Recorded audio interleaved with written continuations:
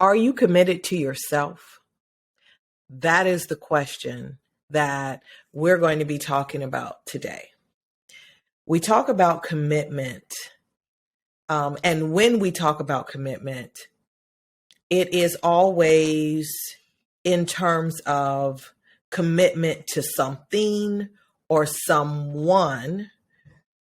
And in most instances, that commitment is to something or someone other than ourselves.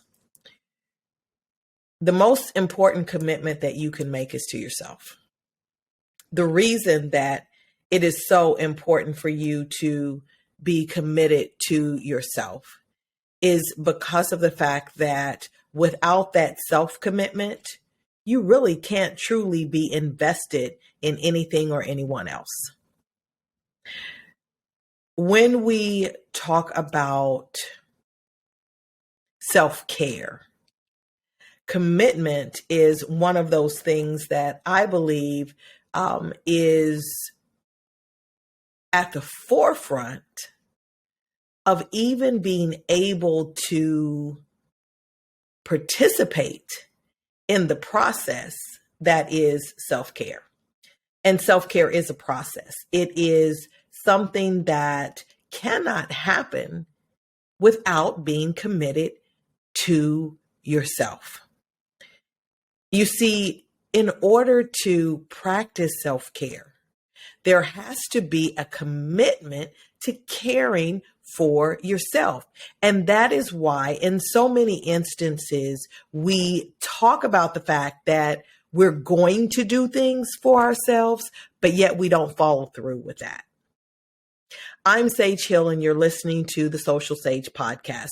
And today we are talking about not just self-care, but commitment to oneself, and how the act of being committed to yourself can be such a freeing experience.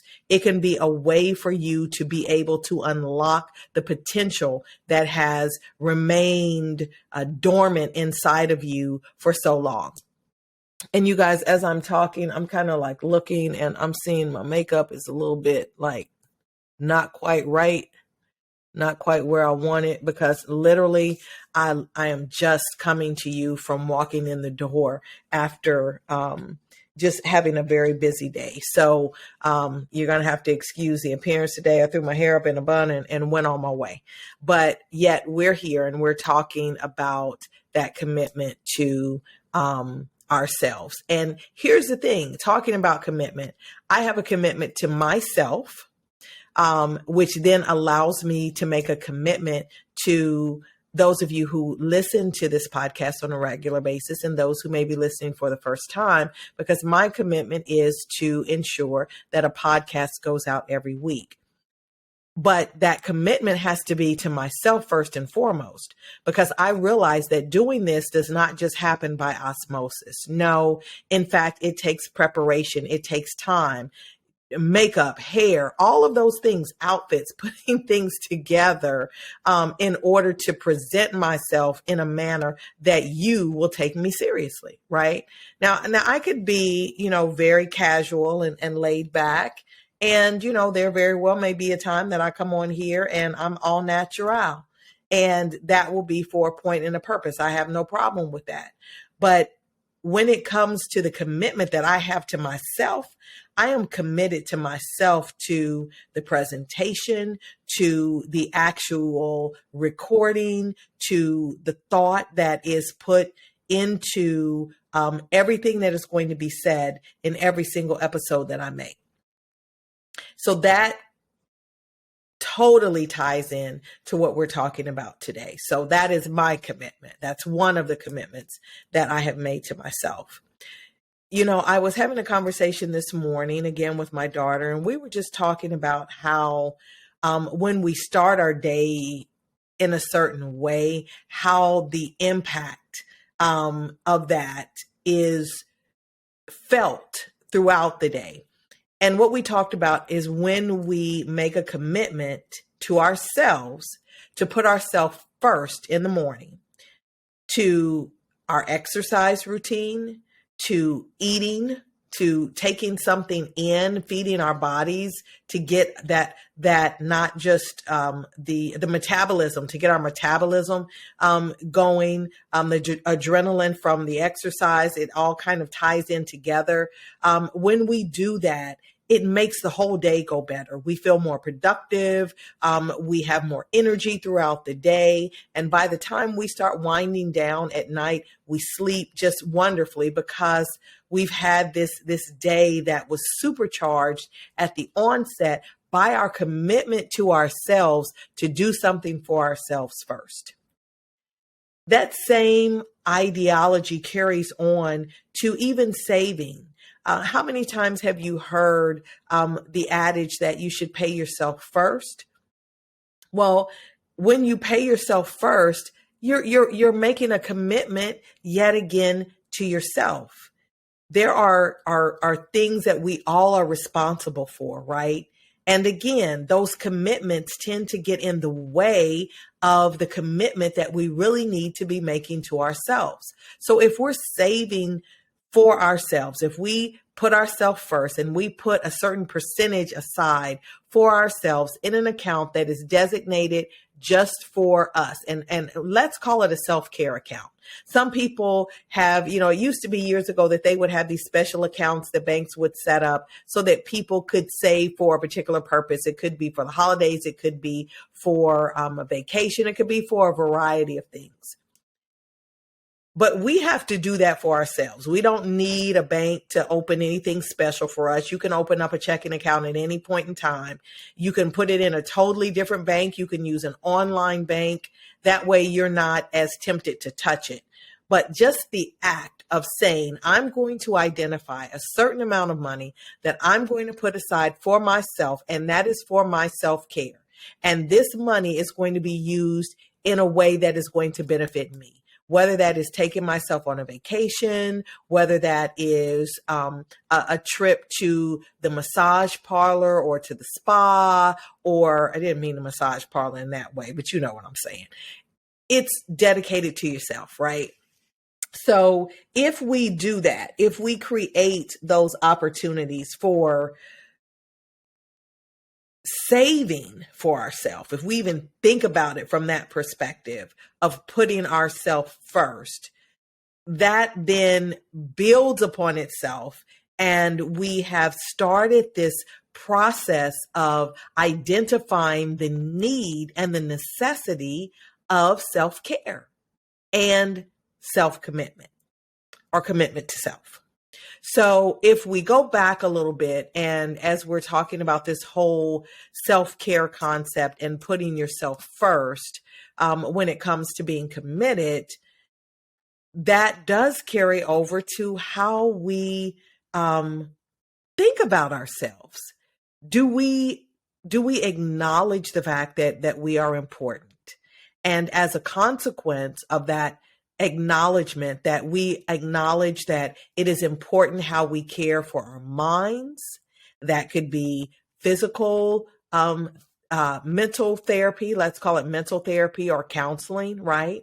Are we committed to our physical bodies and our health? So that's our physical health. Are we committed to the act of being committed to us?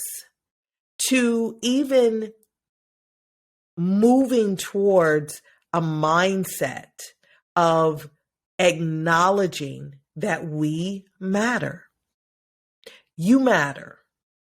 And as we approach, or as we are in the first month of this new year, I think that it is certainly high time, and it's probably past time, that we take a step back and we really start thinking about the goals that we have from a perspective of how we want to live our lives and how we want to experience life. And the only way that you can truly enjoy the experience is by acknowledging the need to take time for yourself. to make time for yourself. That's why they call it a commitment. You have to be purposeful. First, in your acknowledgement that it is critical and vital to your mental health, if nothing else, that you make this kind of commitment. Next, it is important to how you experience life. So many of us get caught into this cycle of just almost living life as if we are not even human.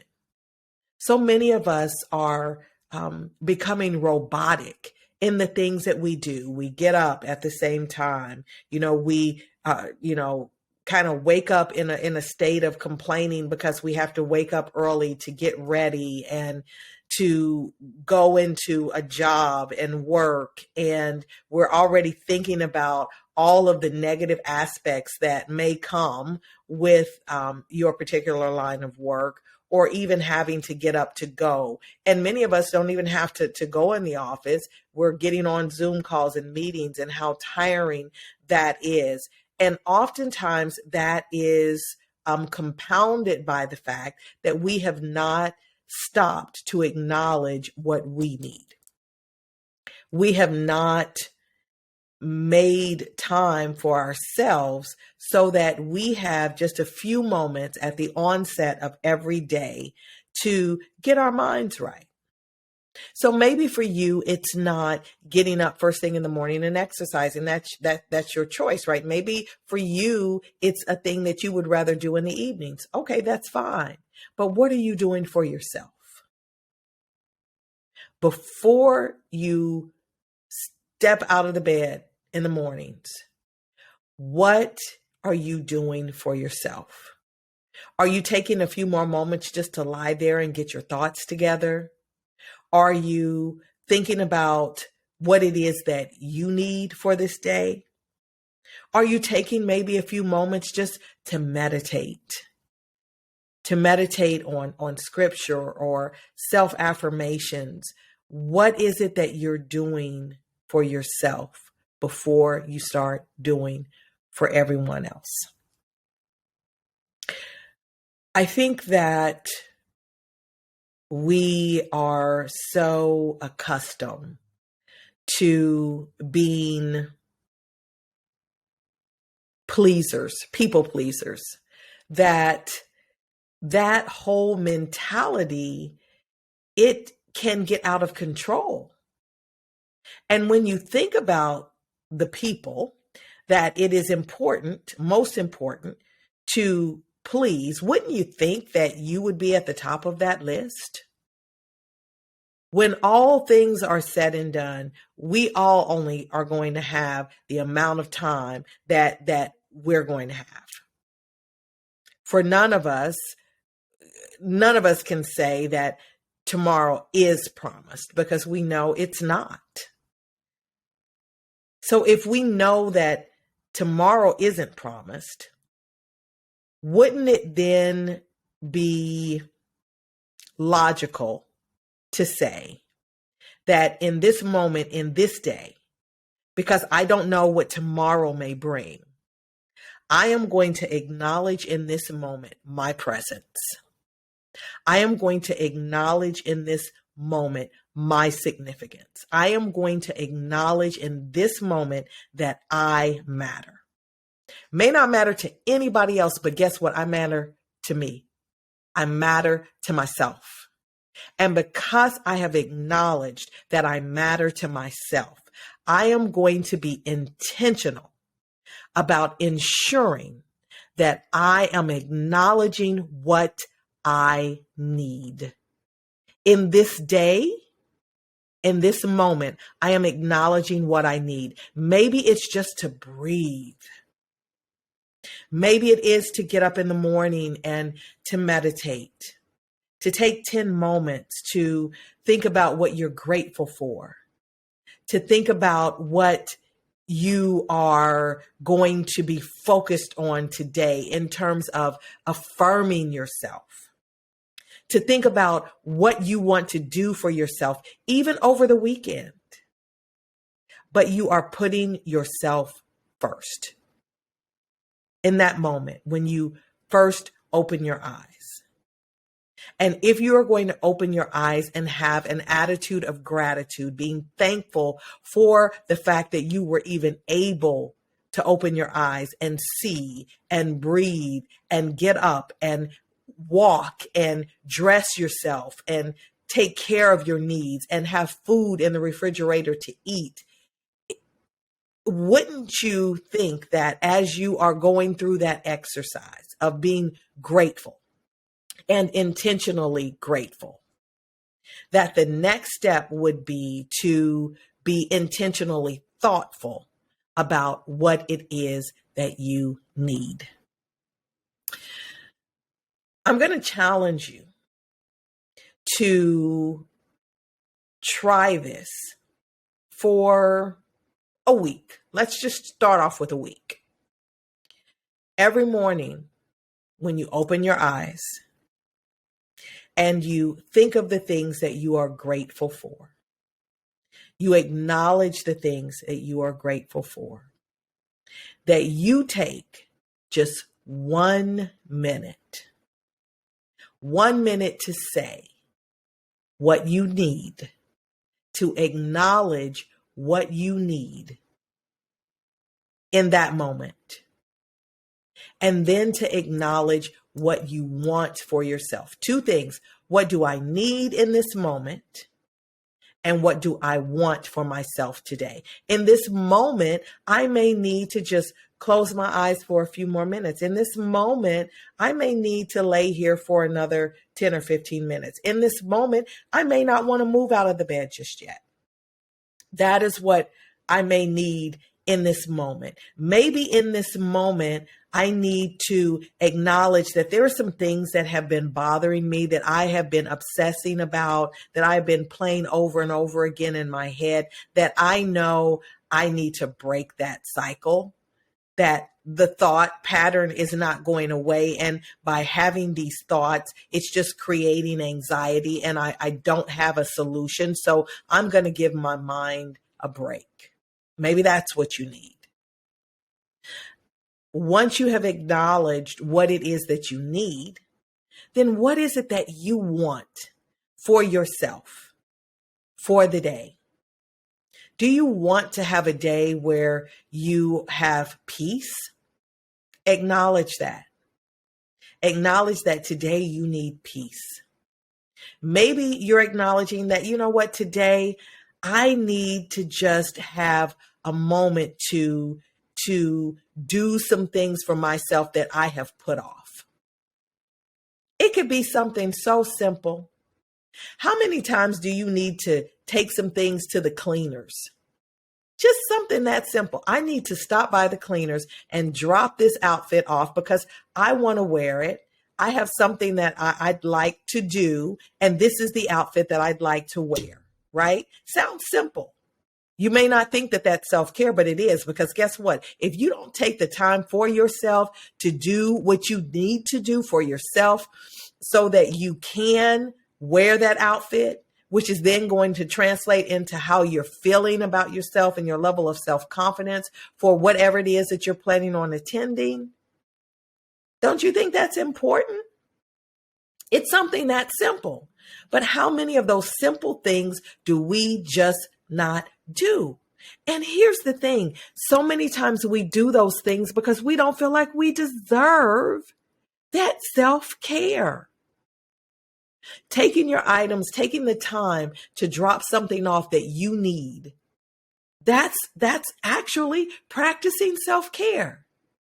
How many times do you say, I'm not going to stop and grab something to eat or grab a cup of coffee? I have something that I really would like to have today, but that's okay. I'll just keep going. I won't worry about it today. But that's really what you wanted. It's what you wanted, and you deny yourself those little things. If we deny ourselves the little things, how much more do we then deny ourselves the larger things? the opportunity to take a sabbatical, the opportunity to just get away, to take a vacation, even if you may not have the funds to travel across the country or to another part of the world, you can certainly travel across town. You can take a one-tank trip and go to the next town and get a hotel for a weekend or even for a night so that you can recharge and rejuvenate and be in a different surrounding and say, I did this for me. How many times do you want to go to the movies or you want to go out to dinner and you really just want to do something for yourself? You want to give yourself a treat, but you deny yourself and come up with all of these reasons why you're denying yourself. But if someone else asked you to do it, even if you didn't feel like it, you would press your way to go and do it for someone else. I need for you to begin doing things for yourself. Things that are going to help you to feel that level of self-worth. That is what self-worth is. It's not about what other people think of you. It's not about what you replay in your mind about what you think others think of you. Self-worth is how you value yourself. And if you don't value yourself, do you really expect that your mind can even fathom that others would? We have to acknowledge all of the things that we need to do for ourselves in order that we can then begin to rewrite the scripts that play over and over in our heads that are contrary to being able to feel worthy. How many times do you tell yourself what you don't need, what you can't do, how this is going to end up because it's you, right? But it's not about that. It is about counting up all of the things that you can appreciate about yourself. And when you begin to practice the art of committing to yourself and allowing yourself that grace that we talked about last week, giving yourself grace, then you are on the path to being able to make commitments to yourself that you actually keep. So that is my challenge for you for the next week. Every morning when you wake up, you acknowledge what you're grateful for. You acknowledge what you need, and you acknowledge what you want for that day, what you need in that moment, the moment after you have acknowledged what you're grateful for, even if it's just for waking up to see another day. Then you acknowledge what you need right then. What do I need right now? And you give yourself what you need. And then you acknowledge what you want for that day for yourself. The very art or practice of doing that one thing for 1 minute, for 1 week, can begin to start a habit for yourself of practicing self-care through self-commitment. I'm Sage Hill, and you've been listening to The Social Sage. Thank you for listening, and be sure to subscribe to this channel if you are interested in hearing more and want to be the first one to be notified when we are releasing a new episode, which we do on Tuesdays of every week. It's been a pleasure, my treasures, as always. Have a great day.